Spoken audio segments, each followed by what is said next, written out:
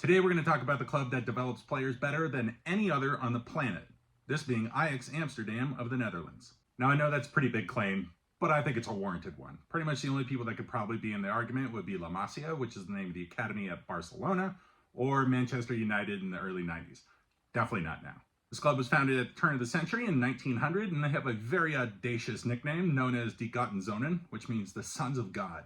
As you can see from this kit, they have 3 stars over their badge, one each for 10 titles won within the country. They currently have 36 of their top flight, which is known as the Eredivisie. This is one of the best kits in my collection, in my opinion. The fabric is fantastic. You can see there's a lot of design work down the middle with a lot of shimmering lines. It's really great. This red bar down the middle in between 2 white stripes is a very common look for their home kit, this one from 2018. Let's take a look at the club's badge here. Circular crest. As you can see, there's a head in the middle of it. That's of their namesake, Ajax, the Greek hero. Fun little fact about it is the head that's in the middle, designed with 11 different lines, each to signify one player on the pitch for the squad. So looking into silverware, domestically, they've won the 36 league titles I mentioned. They've also won the cup in the country 20 different times. But once we step into Europe, you can see that this club is truly a giant, as they've won the European Cup, that's currently the Champions League, 4 different times. The latest was in 1995, but predominantly they're most known for winning it 3 times in a row starting in 1971, which is an honor that means they can actually keep the European Cup in their cabinet itself physically. That's an honor that UEFA gives only to clubs who have won it 3 times in a row or have won it 5 times total, namely the 4 other clubs that have done it.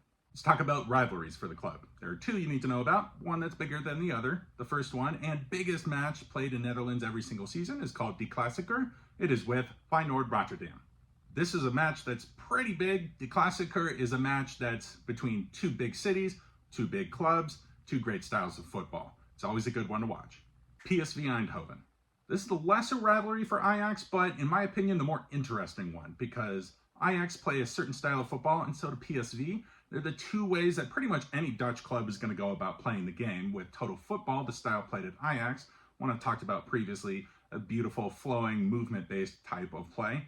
And Eindhoven play with a different kind of setup. They're more industrious kind of football. They have 4 defenders at the back, but they play with 2 players in midfield, 3 in front of them as attacking players, and 1 striker. That differs from the 4-3-3 that you'll see at Ajax. So watching these matches is really tactically interesting, and it's one that I look forward to every single season. A couple key things that you should know about Ajax for fun. Like I mentioned earlier, I asked you what other 4 teams are able to keep the European Cup trophy in their cabinet because they've won it either 3 times in a row or 5 times total.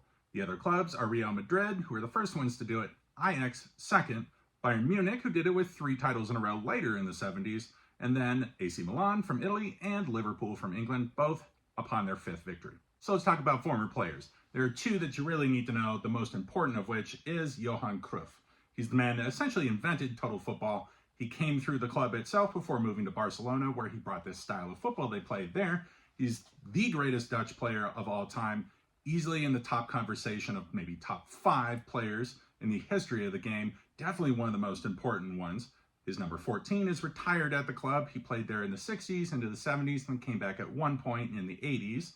This man pretty much predominantly changed football from the 70s onward. With a player of Cruyff's stature at the club, it's interesting to know that another man takes the nickname Mr. Ajax at the club, that being Sjaak Zwart, who was a winger for the club playing almost 600 games.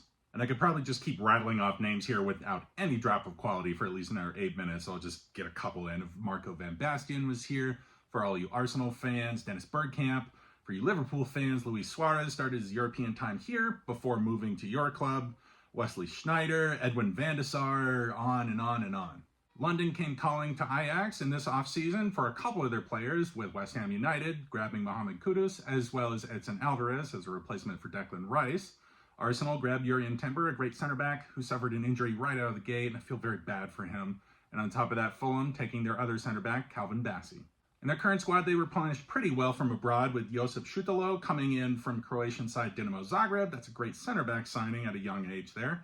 They also got even a little bit younger with Carlos Borges from Manchester City, who was in the U21 side there and is going to be a fantastic winger.